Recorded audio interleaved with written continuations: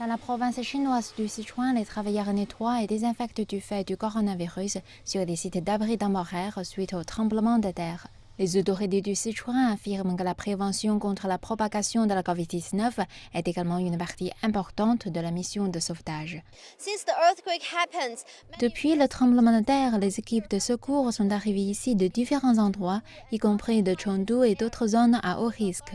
Les autorités demandent donc à tout le personnel de passer des tests Covid tous les jours, y compris aux membres des équipes de secours et aux habitants qui vivent dans des abris temporaires.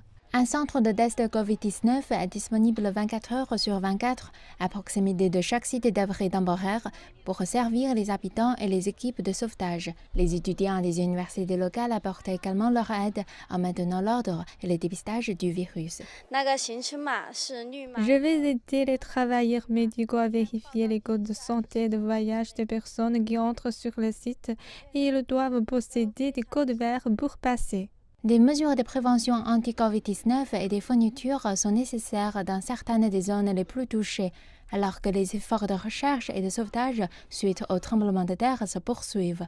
Les hôpitaux pratiquant la médecine traditionnelle chinoise apportent également leur aide en fabriquant sur place des médicaments traditionnels chinois afin de prévenir la propagation de la Covid-19 et d'autres maladies infectieuses. La route vers la ville de Caokre n'a pas encore été dégagée. Nous avons donc envoyé du matériel de prévention contre le coronavirus par hélicoptère et transféré des échantillons au comté du centre-ville pour les tester. Notre priorité est de protéger la vie et les biens des personnes et les mesures de prévention et de contrôle doivent être prises en compte comme deuxième priorité.